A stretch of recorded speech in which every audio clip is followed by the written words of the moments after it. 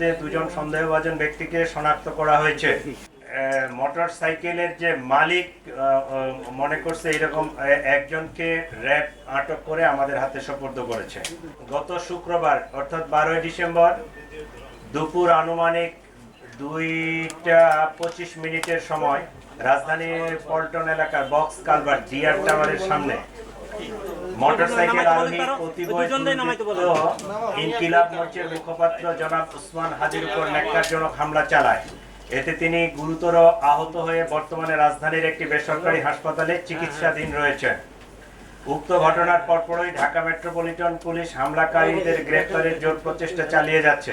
ঘটনাস্থলের CCTV footage সংগ্রহ বিশ্লেষণ করে ইতিমধ্যে দুজন সন্দেহভাজন ব্যক্তিকে শনাক্ত করা হয়েছে। এরা হলো ফয়সাল করিম মাসুদ আর আরেকজন ছিল মোহাম্মদ আলমগীর শেখ। ঘটনার তদন্তে জানা যায় সন্দেহভাজন ব্যক্তিরা হেলমেট পরিহিত অবস্থায় ভিকটিম উসমান হাদিকে খুব কাছ থেকে গুলি করে।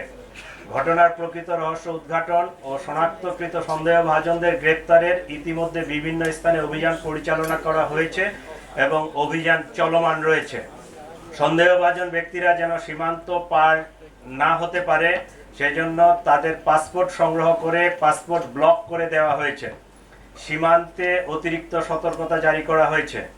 এছাড়াও সন্দেহভাজন ব্যক্তিদেরকে গ্রেফতারের সহযোগিতার জন্য গণপ্রজাতন্ত্রী বাংলাদেশ সরকারের পক্ষ থেকে 50 লাখ টাকা পুরস্কার ঘোষণা করা হয়েছে। ইতিমধ্যে শেরপুরের নলিতাবাড়ি এলাকায় অভিযান পরিচালনা করে সীমান্ত দিয়ে লোক পারাপার যারা করে এই জড়িত সন্দেহে আমরা দুইজনকে গ্রেফতার করতে সক্ষম হয়েছি, তাদেরকে নিয়ে আসছি। আর র্যাব মোটর সাইকেলের যে মালিক মনে করছে এরকম একজনকে র্যাব আটক করে আমাদের হাতে সোপর্দ করেছে। প্রিয় সাংবাদিকবৃন্দ, চাঞ্চল্যকর এই ঘটনায় জড়িতদের গ্রেফতারে আমরা আন্তরিকভাবে কাজ করছি। আপনাদের মাধ্যমে সর্বসাধারণের নিকট অনুরোধ, আপনারা যদি কোনো তথ্য পেয়ে থাকেন নিকটস্থ পুলিশকে অথবা 999-এর মাধ্যমে পুলিশকে আপনারা জানাতে পারেন। আপনারা আরো জানবেন যে সেই অপারেশনের দিনে যে মোটরসাইকেলটি ব্যবহৃত হয়েছিল এটা আমরা উদ্ধার করতে সক্ষম হয়েছি। এই ছিল মোটামুটি আমাদের পক্ষ থেকে এখন পর্যন্ত এই মামলায় যে অগ্রগতি। আমাদের ইমিগ্রেশন ডাটাবেজ চেক করে এখন পর্যন্ত তাদের পালিয়ে যাওয়ার কোনো তথ্য পাওয়া যায়নি। আমরা ফয়সালের পাসপোর্ট নাম্বারটা পেয়েছি, তার সর্বশেষ যে ট্রাভেল পাওয়া গেছে সেটা জুলাইয়ে সম্ভবত, সেটা থাইল্যান্ড থেকে সে আসছে, দেশে ইন করছে। এরপরে ইমিগ্রেশন ডাটাবেজে আর তার ডিপারচারের কোনো তথ্য নেই।